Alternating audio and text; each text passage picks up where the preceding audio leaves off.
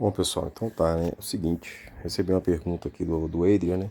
Ele perguntou por que não pode ter associação de painéis que são de potência diferente. Na verdade, não é potência diferente, o problema não é a potência ser diferente, o problema é a curva característica ter pontos de corrente diferente. Então, vou mostrar dois exemplos aqui, né? Em que eu tenho um painel que tem um VMPP diferente de outros dois painéis que estão em série com ele. Como é que vai ser a curva característica deles? A gente vai ter aqui então o seguinte, a gente vai ter uma curva característica que vai vir mais, que vai estar assim, né, que vai estar mais para frente, outra curva característica que vai estar assim, ó. Ou seja, aqui eu tenho a verde é uma corrente que tem a corrente de 11 amperes, 11 não, é a corrente de 13 amperes com menor tensão, enquanto eu tenho aqui a azul que é a corrente de 11 amperes com maior tensão. O que vai acontecer? Esses dois painéis, eles vão nos dar pontos de potência diferentes, né? Pontos de potência que vão estar diferente no, eles vão estar assim, ó. A gente vai ter aqui um painel que vai ter uma curva MPP, outro painel que vai ter outra curva em outro ponto, né? E provavelmente, se você tiver a operação dos dois, de um painel com o outro, você vai ter isso aqui, ó. Você vai ter que um painel, você vai estar operando os dois painéis, você não vai conseguir operar os dois ao mesmo tempo. Você vai ter aqui no caso o MPP desse aqui que fica aqui, ó. Eles vão ficar em pontos diferentes. Então a busca de MPP de máxima potência já é predicada. Só que tem um detalhe que é muito interessante, que é o seguinte. E aí eu vou explicar aqui, ó. O painel de 11 amperes, ele tem uma curva característica. Vou desenhar ela mais para cá. Ele tem uma curva característica que é assim, ó. O outro painel, o de 13 amperes, ele tem uma curva assim. O que vai acontecer quando a gente for tentar operar nesse ponto de operação aqui? Ó, o ponto de operação de máxima potência do verde, do painel com maior corrente. Se a gente tentar operar nesse ponto, a gente vai colocar esse painel aqui, ó, que está em cima. Ô, bosta!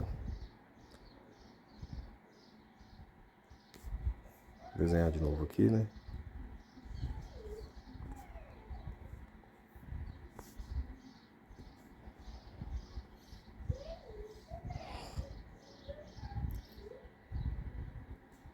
Que a gente tem aqui o de 11 amperes. Ele tem uma curva assim, na verdade, né? Ele tem uma curva aqui. O painel ele tem uma curva diferente. Ele não é, ele tem uma curva tanto negativa quanto positiva. Ele opera também com correntes negativas. E a gente tem o outro painel que é assim, que ele tem menor tensão e maior corrente aqui, né? E aí é o seguinte, se acontecer de eu operar nesse ponto de operação, eu vou fazer com que o meu, como é que fala? O meu painel, ele opere, o painel de 11 amperes, ele opere como carga. E aí eu forço uma corrente sobre ele. Se eu tiver um diodo em antiparalelo, ele até para de funcionar, ele é simplesmente bypassado, né?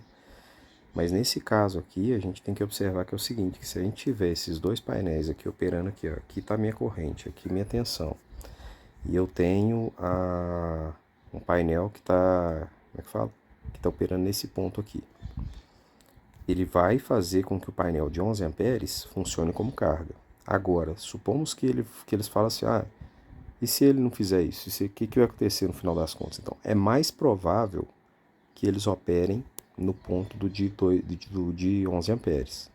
Se eles não tiverem nenhum diodo de bypass, né? É mais provável que eles operem no ponto de 11 amperes. Por que acontece? Se eles operarem no ponto de 11 amperes, eles vão estar operando aqui no verde, né? Eles vão estar operando numa posição ainda perto do circuito aberto e longe da máxima potência. Então é interessante a gente observar aqui que ou a gente faz os dois painéis, né, no caso, ou a gente faz os dois painéis funcionarem, ou esses dois painéis aqui funcionam com corrente inferior à máxima potência, ou esse outro painel aqui funciona como carga. E aí, no caso, ele teria até assim, ele teria uma queda de tensão, ele não ia contribuir com a potência, ele ia ter uma queda de tensão que ia estar forçando ele a funcionar como carga e ele ia estar consumindo potência. Então ele ia provavelmente, ele ia até, digamos, esse painel aqui ia anular outro painel, saca? Outro módulo fotovoltaico.